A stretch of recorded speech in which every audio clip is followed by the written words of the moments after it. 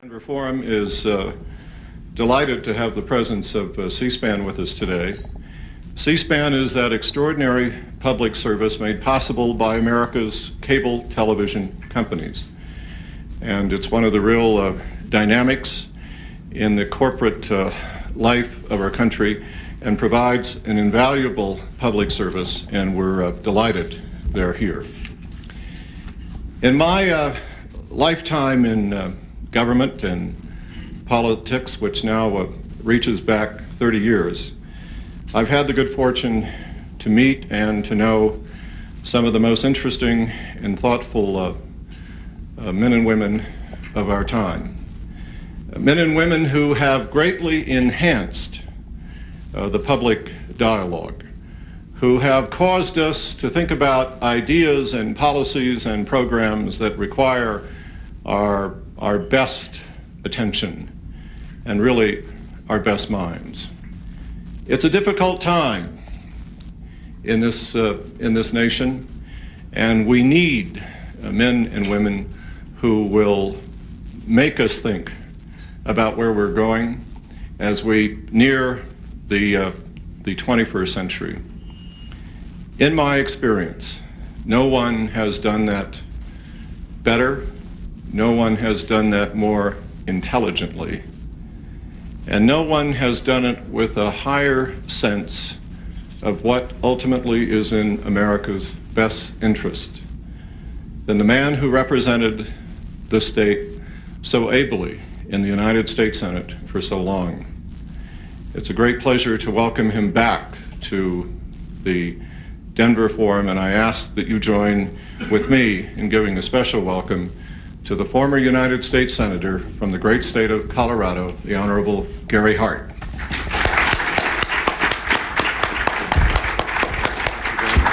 Thank you. Thank you very much. I must begin by saying a special thanks to George Mitrovich for once again providing a platform for a publishing effort of mine, but even more so for almost single-handedly helping elevate the level of public debate and dialogue in this country, happily from here in Denver as well as San Diego and elsewhere. George has done as much as anyone I know to make forums available, create forums really out of almost nothing for people who have ideas or something to say, and he has managed to keep the level of the debate and dialogue in those forums as high as anywhere in this country, and I think all of us owe him a debt of gratitude, and I appreciate all of you for being here, including so many familiar faces. My publisher, the Free Press, is using an advertising line on this book, which, by the way, is literally just out. I don't think the pub date is June 1. The book is called The Patriot. The subtitle is An Exhortation to Liberate America from the Barbarians. I'll come back to the derivation of that as well as much else in the book. But the publisher is using an advertising line. If Machiavelli had been an idealist, he would have written this book, which has made me think of the old frontier line, if frogs had wings, they wouldn't bump their butts so much. It's a little bit of an anachronism. But I think I should use that as the basis to kind of explain how this book was created. It is patterned after the classic work, The Prince, Machiavelli's magnum opus of the very early 16th century, a book that many people believe did two things. One was resurrect the classic ideal of the Republic as a form of government, long dormant from the age of the Greeks and early Romans. But second, to create the modern nation state. It was Machiavelli's idea that there should be a nation, a state called Italy. And instead of a collection of principalities, many of which were at war with each other or were occupied by outside forces. He had an idea in his mind that a nation should be created, and from that idea, although he used methods that we do not follow today, or most of us do not, came the building block of modern politics, and that is the nation state. I ran across a wonderful biography of Machiavelli some years ago called Machiavelli in Hell by Professor Sebastian de Grazia, who taught at Rutgers and now at Princeton.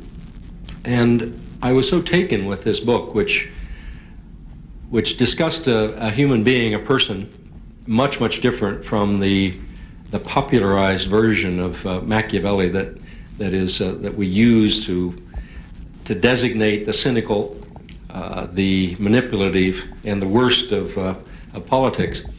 This was, as I say, a nationalist, an individual, a brilliant individual concerned with liberating his nation from outside forces, bringing it together and uniting it, making it a national unity, but also breaking the hold of the papacy and the monarchy at the same time. And out of that series of essays, the small book, The Prince, came and has influenced political thinking ever since. So I decided to try to take the basis, the format of The Prince, which are 26 fairly short essays, and apply them to modern day politics from my own personal point of view and experience, which is much more idealistic, needless to say, than Machiavelli. And the chapter headings, although they are applicable to today, the essay headings, the 26 essays in The Patriot, are all based one way or another on the essay headings of the 26 short essays in The Prince. And I have tried to structure those in a way that parallels The Prince and is patterned after it. Now, this is not to suggest that to understand or find this book of interest, you've got to go back and read The Prince, although you might find it interesting to do. Very few people do these days, except when forced to in a college course. But there is much about it that is much more complicated and much more interesting than, again, the kind of one-dimensional, cynical image that its author carries into the late 20th century. The first 10 or so of these essays, as were Machiavelli's in The Prince, are about America's role in the world at a particular time, a time when we are in a huge transition period. At the end of the Cold War, an international structure which dominated our thinking and our priorities for half a century. At the end of an industrial age, one that's giving way, as we read every day, to the information age. At the end of a century and at the end of a millennium. In less than 4 years, we will not only be entering the 21st century, we'll be entering the third millennium of the Christian era. Those are highly symbolic transitions, but coming as they do at a time when the engine of our own economy is shifting away from manufacturing and much more into information, communications, and services. And at a time when we have lost the central organizing principle of this nation, which was containment of communism. It is, I think, propitious that we use the symbols of the new century and new millennium to take stock about who we are and where we're headed and what role we should play going forward. In some ways we are blessed. We are an island nation, secure on both our northern and southern borders by friendly neighbors, and virtually immune from siege or attack from abroad. Our enemy, our perceived enemy, international communism, particularly as embodied in the former Soviet Union, has disappeared, virtually disappeared at least. And the world is relatively at peace. So one might ask, particularly from statements such as George's earlier on about the discontent in the country and what we discuss in our daily lives, and particularly those in public life who are concerned with public issues, why is it, given all these benefits, that we are so unhappy? That's a long subject and probably the subject of another book, although in the Patriot, what I do try to weave in are several themes, one of which is that there's a fifth transition going on beyond the new century, new millennium, the new economic age, and the post-Cold War age. We have been living for 300 or 400 years in what is generally called by the philosophers and historians the Western Enlightenment. Western Enlightenment enshrined human reason, and particularly the scientific method. And out of that came what sociologists, I guess, call modernity, which is the modern age. But it has come to be characterized as an age of consumption and materialism. And it may be that a lot of our discontent has little to do with the fact that we are triumphant politically around the world and have the highest standard of living of any nation in human history, with the possible exception, I guess, of Brunei, but still are unhappy. And it may be that the reduction of this enlightened age to an age of consumption and materialism has really left us feeling hollow and empty, and with our children with very little to look forward to. But there is also the issue of leadership, and as with the Prince, the last 12 to 15 essays have a lot to do with the qualities of leadership, as did Machiavelli's work. I go in, for example, to an essay called Concerning the Role of Leader as Exemplar or as Servant.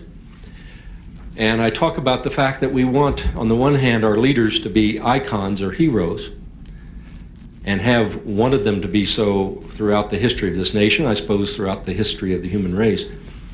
But we also want our leaders to be kind of pragmatic functionaries.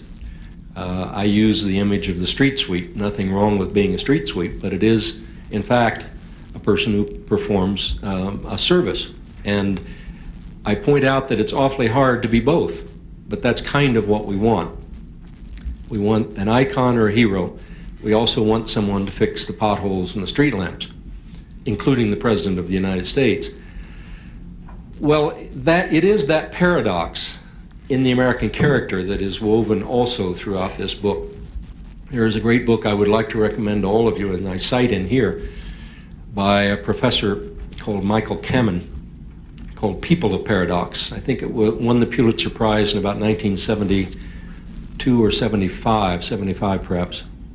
Wonderful, wonderful book. And in it, Professor Kamen talks about how paradoxical the American people are. I think actually the roots of that really go back to Tocqueville, who in touring the country in 1835, 36, 34, 35, constantly in his 2 volumes goes back and forth about how amazing the American people are. They want lower taxes but more public services. They want more individualism and freedom and liberty, but they want stronger communities. And Professor Kamen keeps this theme going, as I do in my book. And it's part of that paradox that causes this tension over who our leaders are and what kind of leaders we want.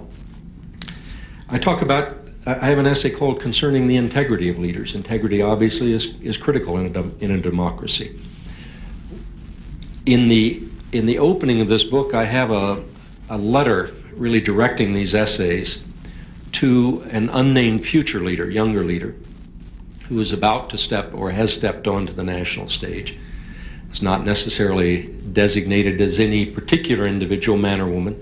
It could be any one of a variety of people, including those we haven't even heard from yet. But in this letter, I discuss the fact that much of the breach of trust in this country has not been that the people have lost trust in their leaders, it's the leaders lost trust in the people. I think partly the Cold War had to do with this. The exigencies of the Cold War and the perceived communist threat led our leaders to do a lot of bad things. They're coming out. They led to scandals directly or indirectly in Watergate, in Iran Gate, in a lot of activities of our intelligence agencies and our armed forces that do not conform with the democratic ideal. And so I think we need to do one of two things in this country: either abandon or modify that democratic ideal, or live up to it. I believe in a form of American exceptionalism. By that I don't mean what is usually meant by that phrase, that we are better than other people. What I do think is exceptional about this country is the ideal that we have set for ourselves, or that the founders of this country set for us, and that we claim to believe, and that we teach our children to believe. And if you set that high ideal, you better strive at every point to reach it, because if you don't, or particularly if you act in ways that purposely undermine that ideal, as we have done one way or another for the past 30 or 40 years, or 50 maybe, then bad things happen. You have the breach of trust, which in a democratic republic such as ours leads to this failure of leadership and the distrust of leadership.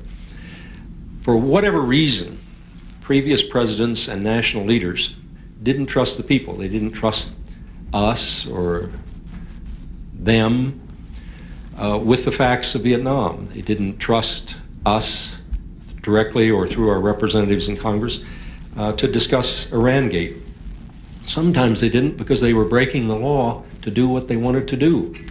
So this is a dilemma of integrity. If you are president or a leader, and if you think the communists are coming and they're 30 feet tall, and you have to do anything to stop them, and that is part of your leadership integrity, then you are tempted to go forward and break the law or cut corners or violate the democratic ideal that the country stands for. And I think it's that whole host of chickens coming home to roost, of the decision of a series of leaders, both Democrat and Republican, to abandon or violate the high ideal we hold for ourselves, that have brought us to this dilemma that we find ourselves in. I have an essay called Concerning Courage and Cowardice and Whether It's Better to Be Right or Popular, also based a lot on Machiavelli, defining the obligations of public service and civic duty, getting back to, again, the theme of the classic republic, which is one of responsibilities and obligations matching rights and opportunities. Many people have commented on the fact that we have become a rights-based society at the cost of abandoning the responsibility-based society. And I think those in my party are in part responsible for that. I think we have to get back to the notion of civic duty and civic responsibility, all of us. And conservatives can't just say, well, my job is to make money and create jobs, and liberals can't just say, well, I want to raise the taxes so we have more money to give to those who are needy. It's not that simple. We all owe something to this country, and I've commented before, as I do in this book, that I'm still struggling to figure out in my own mind, but how we went from the early days of my interest in public service, the Kennedy phrase that public service is a noble profession, or politics is a noble profession. 30 years later, to a best-selling popular book called Parliament of Whores. How did in the space of 25 or 30 years we make that gap from idealism to cynicism? All of these things I attempt to deal with in this book, fairly short book. I have an essay called Concerning Liberality and Meanness. The word liberal, as many of us know, has gone through hard times, Herrick. And it's gotten to be a dirty word, and that's not only unfortunate, it's wrong. It's not a dirty word.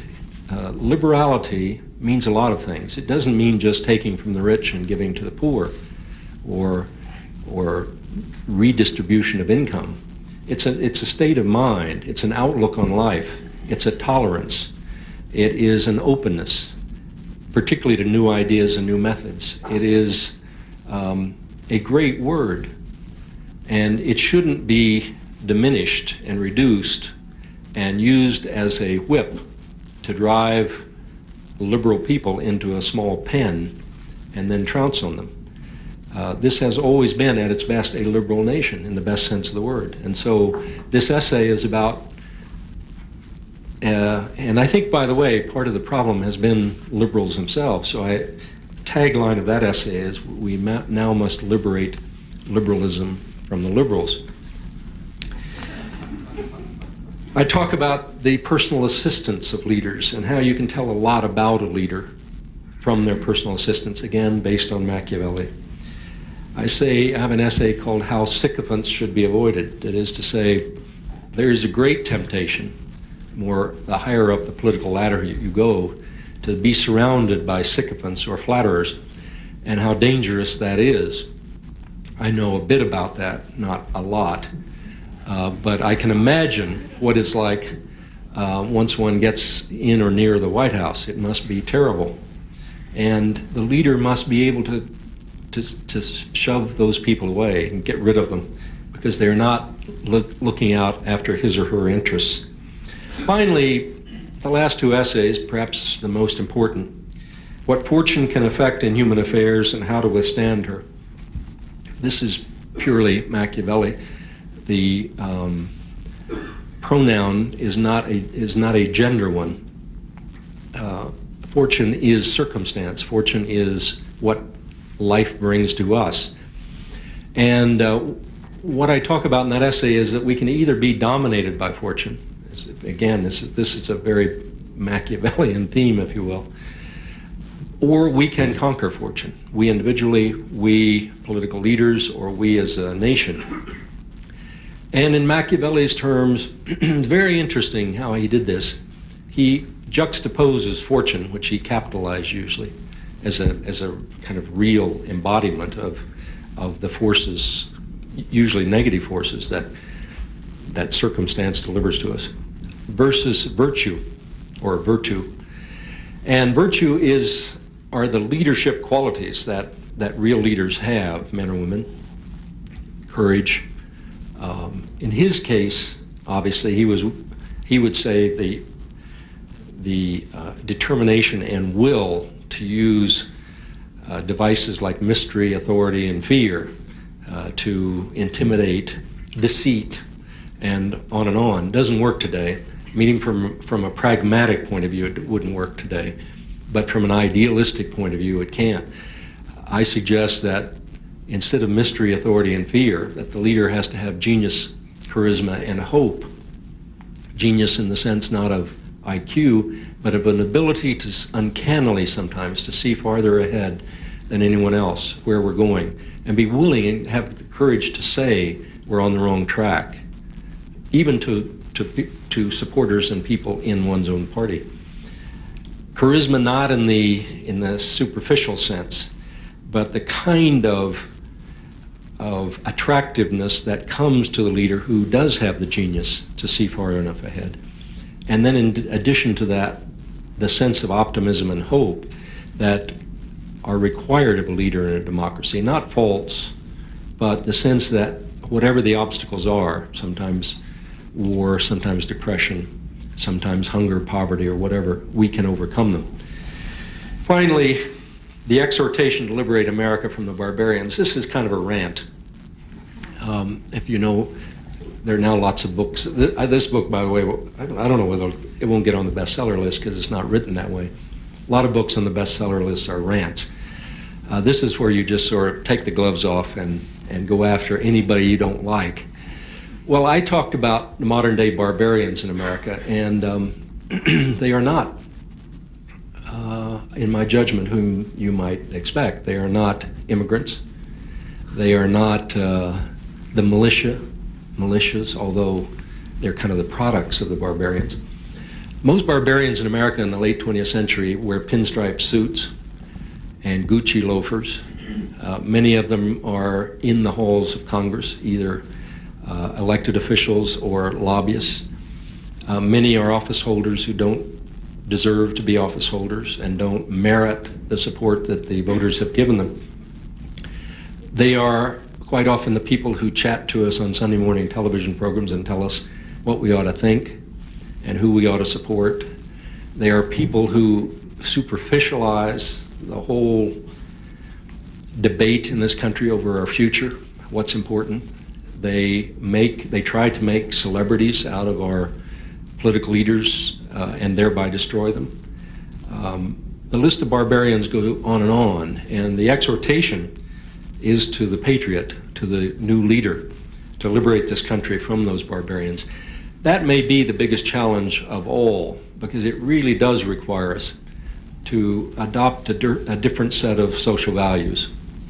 Duty and service, duty and responsibility instead of opportunities and often rights at the expense of the nation. I think I'm a nationalist. I am a liberal nationalist. I believe in this country. I believe in this country as the holder for a time of the highest ideal of a society. And unless we begin to take that responsibility seriously in the way we select our leaders, in the role of all those, including the press, who participate in this debate, the parties, the ideologues, the barbarians, unless we all put aside our own games and our own interests in the interest of the national interest, which is tangible and palpable. Unless we adopt what I advocate as a concept of patrimonial leadership. Now again, it sounds more gender weighted than I mean it. Patrimony is what we leave, what all of us leave to the next generation, to our children in the next generation. It is, in my judgment, both maternal and paternal. It is not just a masculine noun. Patrimony is what is left behind. And the greatest moral responsibility of any society is to leave behind to its progeny a better society and a better nation than it found. In that, we are failing.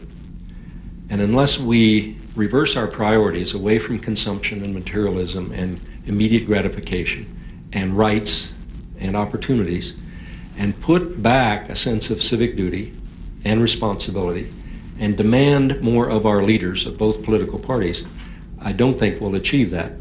On the other hand, I think we can. Thank you all very much.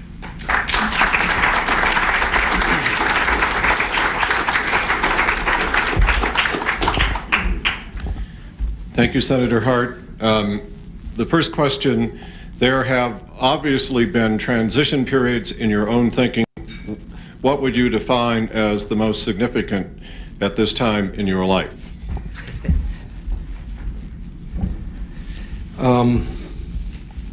Well, I think I touched on it a bit. It isn't so much my own life as the nation's life, and I think it probably was the period of the 60s, which in many ways were very liberating, but in many ways very tragic. We saw the assassination of 3 very important national leaders, attempted assassinations on others. We got into the Vietnam War, which dragged on for a decade, killed 55,000 of our own young people and hundreds of thousands, if not millions, of others. We saw Watergate. The second half of the 60s, from say November of '63 on, the country fundamentally changed, and I think it left us a different country. The Senate that I went into in '75 was a much different Senate from the one that I left in '87. It was more civil. It was more oriented towards the national interest. It was less partisan. It was populated by higher caliber, more thoughtful, more far-reaching, far-sighted people on both sides of the aisle than we have today. And I think the idealism that brought a lot of us into public life in the late 50s, early 60s was sorely tested during that period. And as I say, it got worse. It led to the early and mid-90s, rewards for cynicism, I have not read Parliament of Horrors, but I gather it is a really, along with a lot of other books like it, and a lot of radio talk show hosts and others, just a very cynical treatment of our society and our leaders, and anybody who disagrees with the author or the holder of the microphone. So I don't know. I think it's not a single instance or a single experience. It was, in fact, the changing of America in that period in many ways.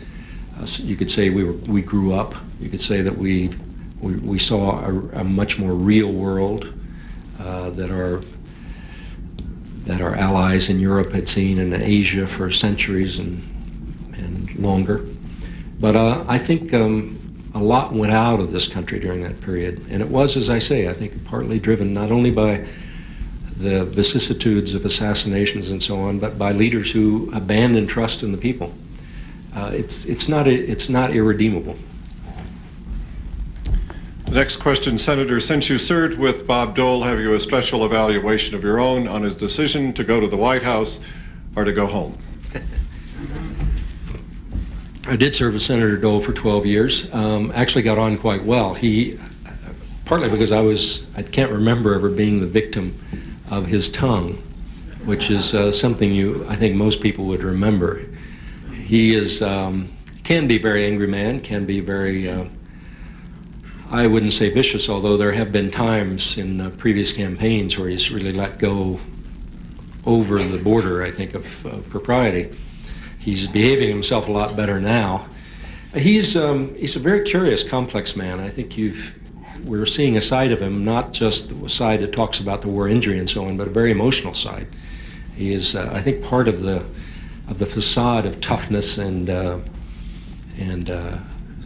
slash and burn politics that characterized his earlier years in national life have given way to this, or kind of a shield against this very emotional side. Man went through a horrible, horrible experience. A lot of other people wouldn't have made it, and he triumphed over it, and I think he deserves great credit for that. Do I want him to be president? No. Why he did what he did, I don't know. The key isn't what I think in any case, or probably what the journalists think. It's really what the voters think. If I had to guess right now, I think most people will see it as a kind of a strange, if not bizarre, act that should have really come, or at least been announced a year or so ago, and perhaps one motivated more by stress and tension than anything else, and an effort to restart a campaign that hasn't even begun yet. I think it's probably pretty tough on him to have succeeded getting the nomination on the third try in a fairly short period of time against pretty tough odds, not overwhelming, but tough setbacks, expecting to have a honeymoon of at least 3 or 4 months where he could regroup and get ready and bring the party together and unite everybody in an effort to defeat the president. But instead ran into a buzzsaw within hours after kind of winning the nomination, if you will. The polls looking bad, the party criticizing him, unnamed sources in the party saying what a disaster. By the way, it reminds me so much of what happened to Fritz Mondale in '84 and Mike Dukakis in '88. And I can't figure it out. A number of you here are much more seasoned in all this than I am. But there is a tendency in both parties, usually more the Democratic Party, for the party establishment to get behind a candidate, get that candidate nominated, and then turn on him or her, in every case him. And I don't quite understand how that works. Maybe it is simply a function of the polls, that there is an insider game that this is our person, we're going to get him or her nominated. That happens, there is a 24-hour poll showing that person's 10 or 15 or 20 percentage points behind, and therefore we made a mistake. But I don't hear any of the people that were supporting Bob Dole willing to say, the people that endorsed him, willing to say they made a mistake on the record, as people didn't to Mike Dukakis or Fritz Mondale. I believe in a kind of loyalty. I think if you support a candidate, you support him through thin as well as thick. And it is the cynicism part of our time that he's being abandoned by his own supporters. The next question, Senator, is what is Mr. Clinton's major weakness in terms of his reelection? Probably his tendency personally to scattershot, to want to be involved in everything. I think he's imposed a great deal more policy and intellectual discipline on himself than he had at the outset. But on the other hand, I kind of personally sympathize with a mind like his, which is intrigued by issues and ideas and policies and wants, in effect, to get involved in all of it. And that rarely succeeds. It's tempting, but it rarely succeeds. And I think he after a year or two, realized that. One interesting thing about President Clinton, whom I've known for a long, long time, almost 25 years, I am by the way, I'm one of the few people in America or the world who was once his boss. So we go back that far. He almost never makes the same mistake twice. Like all the rest of us, he makes mistakes, but he's a really incredible learner. And if you go back over the course of the last 3 or 3.5 years, you see a pattern of mistakes, but you almost never see the same one repeated. And he's going to be tough to beat. I think he's done, well, we won't go into evaluation because I think that's complicated. I think this was a time that required a kind of Rooseveltian president who would take the country from here and put it over here. Hard to do when the Congress isn't with you.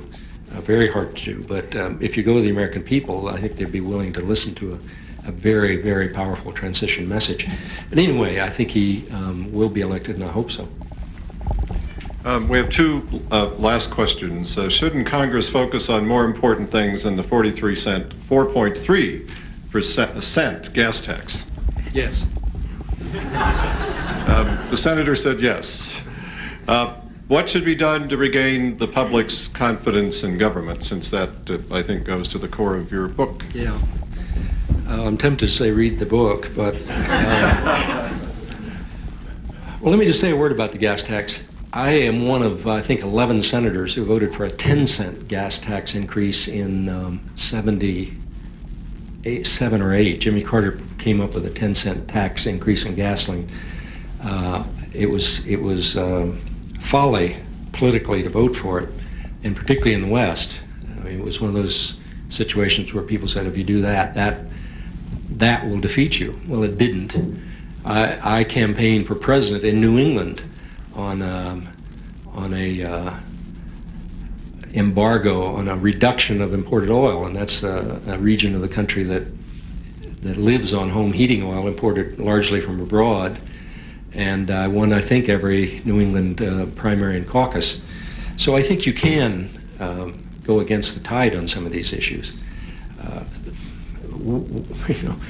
Why we are debating 4-cent tax on gasoline, I understand people don't like it, blah, blah, blah.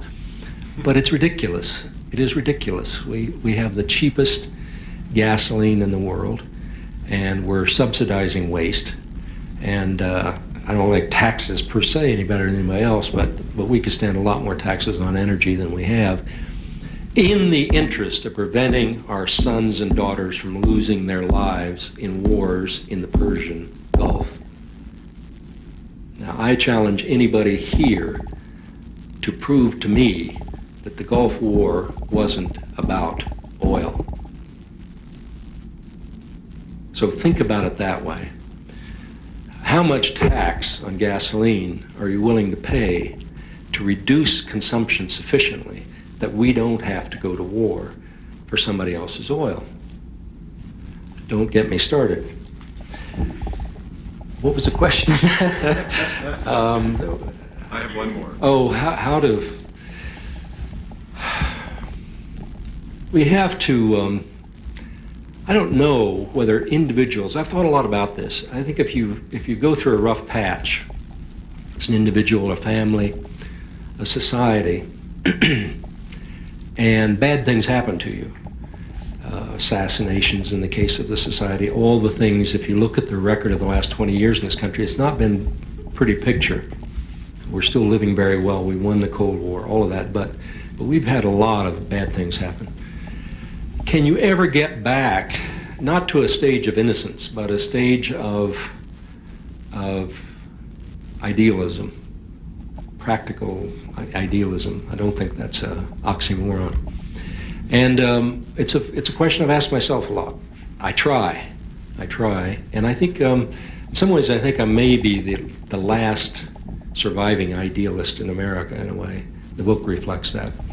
But I think the society has to do that somehow. I think it's possible for leaders to come along, and I wish Bill Clinton had done more of this. I know he campaigned for the AmeriCorps, the National Service, but I think a direct appeal to the young people of this country, an idealistic appeal to give something back to your country, would be very powerfully received, and that would be a giant step in the direction of that, of not only recapturing that native idealism, but also getting us back to the sense of that I've talked about of civic duty and responsibility.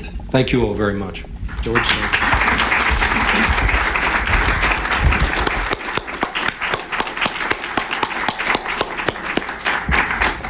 Thank you, Senator Dole. In his absence, I mean, of course, Senator Hart. The book is The Patriot, and copies are available after the lunch. I do want to acknowledge a special guest today, Chuck Michaels, who's a candidate for House District 6. So, Mr. Michaels, we welcome you, sir, and thank you very much for coming. I thank all of you for coming, and we thank C-SPAN for being with us today, and we hope you have a wonderful week. Thank you all.